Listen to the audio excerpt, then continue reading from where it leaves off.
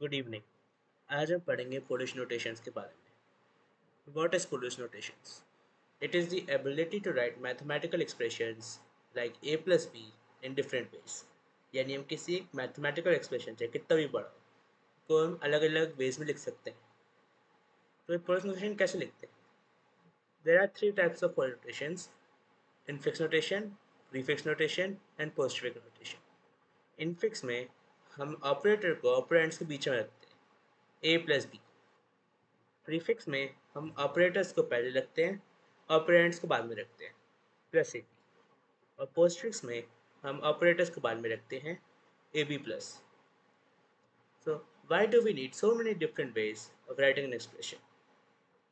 तो हमें इतने सारे वेज चाहिए होते हैं क्योंकि हमारा हमारा जो सिस्टम होता है वो उसके लिए ईजी होता है प्रीफिक्स और पोस्टफिक्स में करना रिलेटिव टू इनफिक्स। तो पोस्टफिक्स और प्रीफिक्स में या तो वो सारे ऑपरेंड्स को एक साथ ले लेगा और फिर उन पे ऑपरेटर चलाएगा, या फिर सारे ऑपरेटर ले लेगा और जैसे जैसे ऑपरेंड आएंगे वो उनको ऑपरेटर्स को यूज़ करता रहेगा।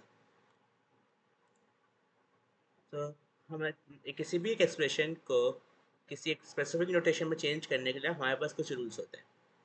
तो रूल्स क्या होते हैं? Always follow the principle of bond mass. Parentheses have the most priority and the subtraction has the least priority. So everybody knows bond mass, right? So हमें वो इस पर अप्लाई करना है और हमें एक्सप्रेशन का ट्रेवर्सल चेंज करते हुए हमेशा लेफ्ट से राइट जाना है। जैसे हमारे पास एक एग्जांपल है, change the following expression 3 divided by 7 plus 6 minus 5 तो पोस्टफिक्स एंड प्रीफिक्स। तो बॉन्ड मास का यूज़ करके हम पहले ब्रैकेट चेंज करेंगे। तो हमारे पास है पोस्टफिक्स में 3 + 3 7 पहले आ गया और डिवाइड बाद में आ गया, प्लस 6 - 5। तो फाइनल सोल्यूशन हमारा ये आता है। और प्रीफिक्स में हमने डिवाइड पहले आ गया और यहाँ सारे ऑपरेटर्स एक तरफ आ गए और यहाँ पर 3765 आ गया।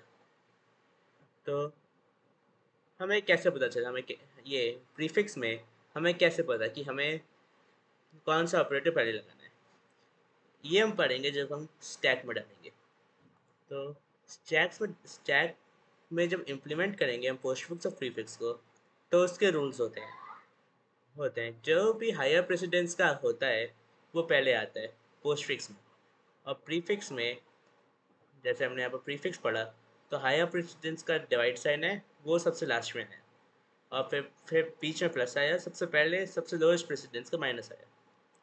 तो और हमारे पास अगर हाँ पैरेंथेसिस होता है तो कन्वर्शन तभी पूरा होगा जब हम क्लोजिंग पैरेंथेसिस को इनकाउंटर करेंगे। जैसे हमारे पास एक क्वेश्चन है, change a + b parenthesis to postfix. तो ये हमारा स्टैक है, लेफ्ट साइड पे सिंबल, बीच में स्टैक और राइट साइड में फाइनल एक्सप्रेशन। तो हम अभी इसको एक साथ चेंज करेंगे। तो ए पहले सबसे पहले एक्सप्रेशन में आया ब्रैकेट, तो ब्रैकेट यहाँ आ गया, ये पॉप हो गया स्टैक में। तो हमारा जो कंप्यूटर होता है वो पैरेंथेसिस को नहीं देखता, तो हम एक्सप्रेशन में पैरेंथेसिस नहीं डालेंगे। ये एक और चीज़ होती है नोटेशंस में चेंज करते हुए कि हमारे इसमें शॉर्टन हो जाता है हमारा एक्सप्रेशन और पैरेंथेसिस को लूज़ कर देता है। तो स्टैक यहाँ आ गया, अगला आया हमारा ए। तो क्योंकि अगर हम पोस्टफिक्स में चेंज कर रहे हैं तो सारे ऑपरेंड्स पहले एक साथ आएंगे, तो हम ये सीधा स्टैक में जाकर पॉप हो गया एक्सप्रेशन में यहाँ पर। अगला आया प्लस, तो क्योंकि हमारे पास अभी कोई दूसरा ऑपरेंड नहीं है तो ये सिर्फ अभी पॉप नहीं होगा, यही स्टैक में रह जाएगा।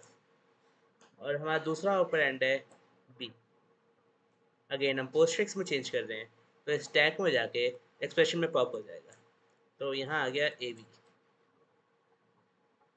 अब हमारे पास है क्लोजिंग पैरेंथेसिस, तो क्योंकि अब हमारा यहाँ करेंगे तो ये आ जाएगा। और हमारा रूल क्या कहता है? If dealing with parenthesis the conversion is only completed after we encounter the closing parenthesis. तो यानी यहाँ पर प्लस पॉप हो जाएगा ए बी प्लस में। So that's how we get a plus b to post. That's how we change a plus b to expression ab plus in postfix from infix. Thank you.